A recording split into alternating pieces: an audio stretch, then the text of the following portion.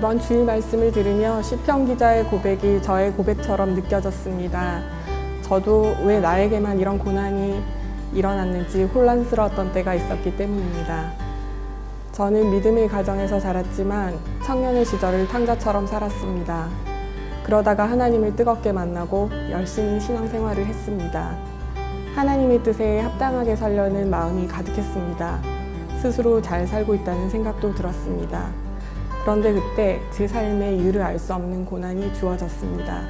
사랑하는 어머니의 소천, 그리고 연이어 일어난 동생의 갑작스러운 죽음.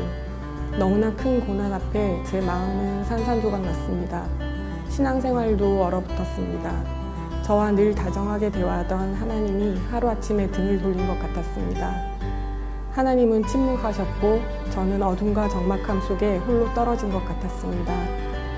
저는 하나님을 향해 질문했습니다. 왜 이런 일을 허락하신 건가요? 저에게 하고 싶은 말씀이 무엇인가요? 아무리 물어도 하나님의 뜻을 알 수 없었습니다. 시편 기자처럼 자책하며 낙심하게 되었습니다. 제가 무엇을 잘못한 걸까? 내가 어떻게 했더라면 이런 일이 일어나지 않았을까?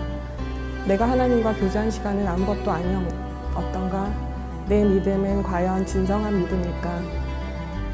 하나님도 답하지 않으시는 고난의 이유는 누구도 대답해 줄 수 없었습니다. 사람에게도 하나님께도 질문할 수 없었습니다. 저는 이유를 알 수 없는 고난을 안고 메마른 영혼이 되어갔습니다. 그렇게 몇 년의 시간이 흘렀습니다. 이제는 더 이상 물을 힘조차 없었습니다. 그때 하나님은 저를 성소 가운데서 만나주셨습니다. 더 이상 아픔이 하나님의 음성을 방해하지 않을 때, 낙심이 하나님의 뜻을 곡해하지 않을 그때 하나님은 말씀을 통해 고난의 이유를 말씀하셨습니다. 그것은 영혼을 향한 하나님의 마음을 아는 것이었습니다.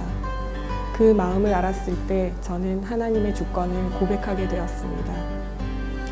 이제 저의 만족과 행복을 위해 살아가던 이기적인 신앙을 뛰어넘기를 기도합니다. 하나님이 부르시는 그날까지 제 삶이 영혼 구원을 위해 쓰여지기를 소망합니다. 여전히 제 안에 해결되지 않은 아픔과 눈물이 남아있지만 그것이 영혼 구원을 향한 하나님의 마음을 빼앗아갈 수 없음을 믿음으로 선언합니다. 하나님께 가까이 함이 내게 복이라.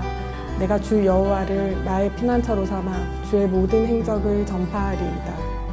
시편 기자의 이 고백이 저의 고백이 되기 원하며 지금도 알 수 없는 고난을 통과하고 있는 모든 분들의 고백이 되기를 기도합니다.